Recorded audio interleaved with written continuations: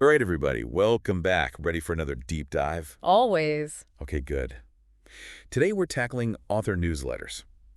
Specifically, we're going to see if we can figure out how to turn casual readers, those people just browsing the shelves, into die-hard fans who pre-order every single book. Oh, the Holy Grail, right. Yeah, for real. And lucky for us, we've got some awesome insights to help us out. We're going to be digging into the wisdom of the folks over at hostingauthors.com. Oh, yeah, they know their stuff. For sure. They've been helping authors navigate the world of online book publishing and marketing for over a decade. I mean, that's longer than some social media platforms have even existed. Seriously, that's a lot of experience. Right. So, yeah. We're going to see what they have to say about how these newsletters can actually transform an author's relationship with their audience. You know what I find really interesting about newsletters is that they kind of cut through all the clutter. Oh, you mean like all the social media algorithms and Yeah. stuff? Exactly. It's like Facebook and Instagram are like, oh, you looked at a picture of a cat. Here are 500 more cat pictures. But with a newsletter, it's like having this direct line to your reader's inbox. You know they actually want to hear from you because they signed up. Okay. Yeah, that makes sense. It's like a VIP club just for your biggest fans. Yeah. No algorithms deciding what they see, no fighting for attention in a crowded feed. Just you and your reader, one-on-one. Exactly. And because of that, you can really build a deeper relationship with your readers through newsletters than you can on social media. It's more personal, more intimate almost. I see what you mean. So Yeah. let's say I'm an author and I'm sold on this whole newsletter idea. What kind of stuff should I be putting in there? What are some of the things that hostingauthors.com recommends? Well, first and foremost, they emphasize the importance of creating unique content, stuff that readers can't find anywhere else. That's interesting. What are some examples of that kind of content? Oh, so many. Think behind the scenes peeks into your writing process. Or, how about some UC excerpts from your upcoming book? Ooh, yeah, like a little teaser chapter, maybe. I Ah, love those. I'd totally sign up for a newsletter just for those sneak peeks. me too. And what about like early drafts of your work? Let readers give feedback on a scene or character. Wow, that's cool. That would make readers feel so involved. Totally. Hostingauthors.com also talks about how important it is to let your personality shine through. Right. You got to connect with readers on a human level. Exactly. So share some personal anecdotes, funny stories from your life, stuff like that. I love that idea. It's like letting readers get to know the person behind the books. For sure. And I know this sounds silly, but imagine like your cat walking across your keyboard right when you're in the middle of a super intense scene. Uh-huh. Oh my gosh, I could totally picture that.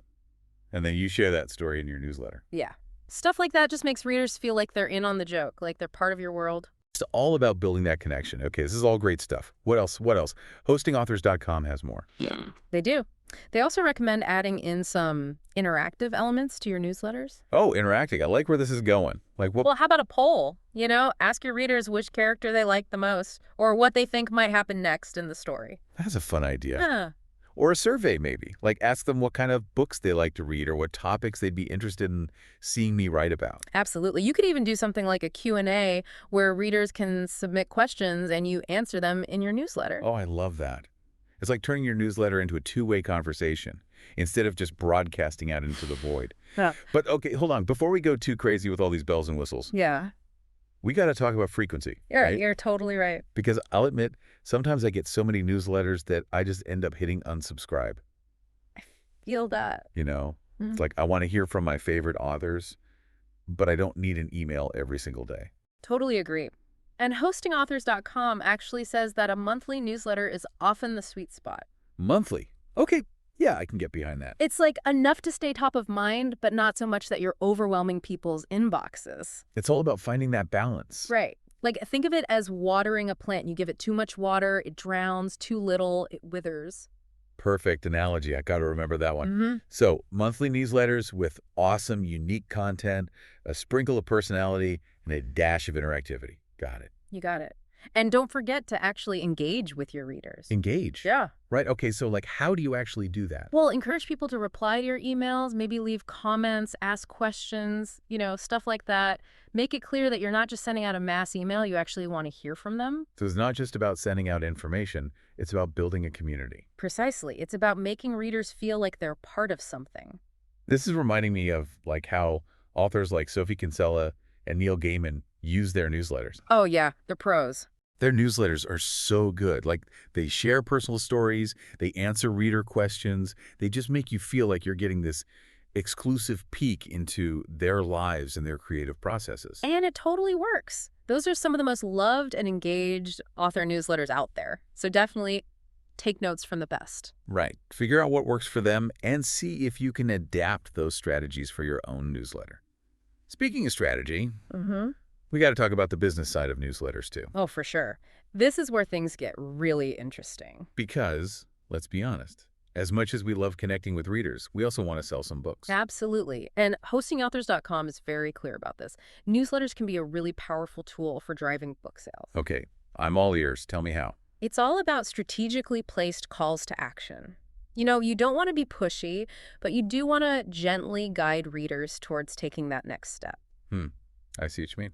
What are some examples of those calls to action? So let's say your new book is coming out in a couple of weeks. Why not share an exclusive excerpt in your newsletter? You know, give readers a little taste of what's to come, and then, boom, include a nice clear button that says, pre-order now. That's smart. You're giving readers valuable content and then making it super easy for them to click that button and buy the book. Yeah. No need to go hunting around online. They can just pre-order right then and there. Exactly.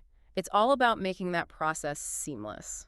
This has been super helpful. I feel like I'm finally starting to understand the potential of author newsletters. Oh, and by the way, if any of our listeners are looking for a great platform to actually manage their online presence as an author, including setting up a newsletter, definitely check out hostingauthors.com. We'll put a link in the show notes. They got all kinds of resources to help you out. Yeah, definitely worth checking out. So, okay, wrapping things up, it's clear that author newsletters are way more than just some random emails you blast out to a list. They're like this incredible tool for building a loyal following, getting those direct connections, and ultimately boosting your brand and your sales. And the key takeaway here is that it's all about providing consistent value, engaging with your readers on a personal level, and making them feel like they're part of your journey. So for all of you listening out there, think about this. What's one story from your own life that you could share in your next newsletter to really connect with your readers on a more authentic level? Something funny, something heartwarming, something that gives them a glimpse of the real you.